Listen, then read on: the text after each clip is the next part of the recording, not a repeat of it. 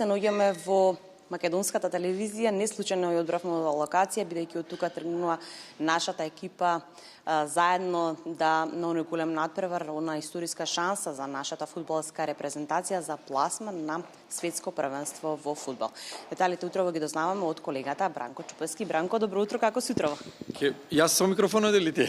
Добро утро, Ани, добро утро гледачите на македонска телевизија, добро утро Ване и до колегите што ја реализираат утринската програма. Подготвено ли е се во 14 часот тргнуваат од Скопје, заедно со нашата фудбалска репрезентација, заедно со твој колегата Дамјан Николовски, патувате за Гент? Да, Гент, Белгија, 10 од 20:45 во живо на македонска телевизија. Претходна емисијата се разбира посветена на квалификациите и на тој надпревар. Ова е еден од најважните надпревари во поновата историја на македонскиот фудбал. Свесни се за тој фудбалерите, селекторот рече дека никој не може да ни го одземе сонот за пласман на европското првенство, на светското првенство во се квалификациите, сонуваме. Се уште први сме во групата, од 5 надпревари имаме 11 бода, белгиците од 4 имаат 10, Велс има од 5 надпревари исто така 10 бода колку што има и Белгија. Тие ќе се соочат меѓу себе на 13-ти кога ние ќе играме дома со Казахстан и ова се два меча кои што ќе дадат многу одговори во разврската за понатамошниот расплет на табелата и евентуален пласман. Првото место оди директно, а второто место оди во баражот. Посакуваме да не загубиме во Белгија и да си обезбедиме чекор поблиску до пласман на мундијалот, што е огромен сон на сите фудбалери и на сите македонци. Реално какви ни се шансите? Сите очекуваме победа во Белгија, против Белгија. Во петок директен пренос на македонската телевизија, тоа да го споменеме за сите оние кои што не успеа да добијат билет, затоа што имаше навистина билет, голема побарувачка.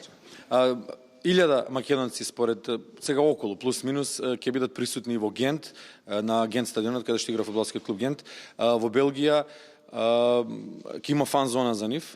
Се бараа билети, да, и дури многу наши иселеници бараа билети. Многу наши колеги од странство се јавуваа, прашуваа како да стигнат до билет. Едноставно пламнаа веднаш, билетите се распродадоа. Интересот на белгиците е огромен и тие го знаат значењето на овој надпревар, знаат колку е важен овој надпревар за нив, како и за нас се разбира. Македонија знае да одигра нерешено во Белгија, но не знаеме да победиме дома и сега дома игравме нерешено, да видиме таму што ќе се случи 1-1 во Скопје. Шансите да се прогнозира секогаш е неблагодарно и тоа секогаш ќе го кажувам во секоја прилика, затоа што спортот, особено фудбалот, е најнепредвидливото нешто на светот во животот. Македонските фудбалери треба само да излезат, да истрчаат, да ги следат упатствата на Благој Милевски, на селекторот и се ќе биде добро, се ќе биде како што треба. Се надеваме, посакуваме дека нема да загубиме, можеби и ќе победиме, никој не знае. Јас посакувам лично 0:0 да биде интензивен надпреварот до крај и ете со бод да се вратиме дома, кој што бод ќе биде за нас ќе биде Монт Еверест фудбалски тој бод. Прв пат во животот коментирам фудбал. И тоа ќе биде токму Тоа беше моето следно прашање. Беше ли предизвик како новинар да се коментира фудбал затоа што препознат ли си по кошарката? Кошарката е твојата најголема љубов, може тоа слободно да го кажеме, меѓутоа да се коментира фудбал, ама имаш го историска шанса па да се пласираме на светско првенство. Шансата не е моја, шансата е на нашите фудбалери и воопшто на Македонија. Ние сме таму само декор, коментаторите. Предизвик секогаш, и секој надпревар, и младенска лига, и финале на Олимписки игри кошарка, секогаш се е предизвик. Така треба да му пристапуваме професионално на секој меч со цел да публиката да го добие она што треба, изворно, да го види она што треба. Јас себе си се сметам само за составен елемент, никако во фокусот, никако главна фигура на еден надпревар, така ќе биде и на овој. Ќе се обидеме со колегата Дамјан Николовски, прв пат коментираме заедно, што е уште еден предизвик.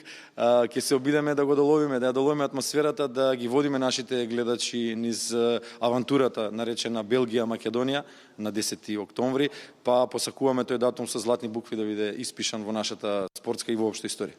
Вие ќе сте постојано на терен без разлика дали се работи за фудбалери, кошаркари, спорт општо. Во каква кондиција нашиот национален состав? Знам дека си постојана линија со селекторот Милевски.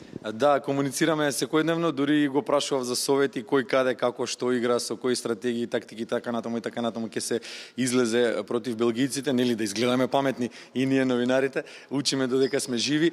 Секако комуницираме со сите, и со фудбалерите, и со селекторот, и со таборот во федерацијата, и со таборот со репрезентацијата, што и со луѓето со кои што комуницираме од федерацијата. Сите се едноставно отворени за соработка. Има еден еден флуид кој што ретко каде може да се види. Фудбалската федерација функционира одлично во овие моменти, во овие месеци, денови, како и да е, во овој период, така што кондиција, спремни се, подготвени се, психички и физички, само треба да бидат своји, само треба да го дадат она што го знаат. Се разбира, предводени се од Елмас од Наполи, Конјаспор Барди, Миоски Глазгов Ренџерс, Димитриевски Валенсија на голот, се враќа Давид Бабунски од Вардар. Сите имиња се битни, сите се подеднакво важни, затоа што тоа е еден ланец, еден организам кој што може да функционира само заедно и покажавме дека кога така играме, кога така се однесуваме, Македонија може многу. Уште еднаш ќе повторам, први сме на табелата, по 5 кола имаме 11 бода, зад нас е Белгија, кој има надпревар помалку. Еве го тој надпревар да видиме до каде сме навистина во фудбалот воопшто. Да, возбудени сме сите, се разбира, сите играат за Македонија. Петок против Белгија, на 13 и во понеделник играме на домашен терен. Да, играме. Тоа да го споменам. Да, играме со Казахстан. Мечот со Белгија е во фокусот на сите. Така до сега се однесуваа фудбалерите, така се однесуваше селекторот, така се однесуваа сите во нашиот фудбал, кои што се поврзани со репрезентацијата, чекор по чекор, милиметар по милиметар, нанометар по нанометар. Значи најбавно на свет да се движиме, но да стигнеме таму каде што сме тргнале. Сонот не може да ни го земе никој. Сонуваме, колку имаме? Две вечери имаме во Белгија, таму да сонуваме, таму да размислуваме, да ја впиеме прва атмосферата кога ќе стигнеме. Сигурно ќе одиме веднаш на стадионот, чисто онака да го етерот да го примеме во нас и да на тренингот ќе ја почувствуваме прв пат и атмосферата. 19:30 е тренингот в четврток. Претходно е пресконференцијата на селекторот и некои од фудбалерите. Изворно ќе ви пренесеме се од таму, во живо или снимено, ќе видиме како ќе дозволат можностите. Ќе има многу јавувања во текот на сите 4 дена додека ќе бидеме таму. Денеска ќе се обидеме по пристигнувањето веднаш да обезбедиме свежи материјали. Во 13 часот имаме линк од предфудбалската федерација, ќе зборуваме со селекторот да видиме како тргнуваме на пат, посакуваме многу среќа, ќе истуриме на чаша вода, чисто онака за среќа да биде. За лесен чекор. Благодарам многу на одвоеното време, ќе ви посакам многу успех.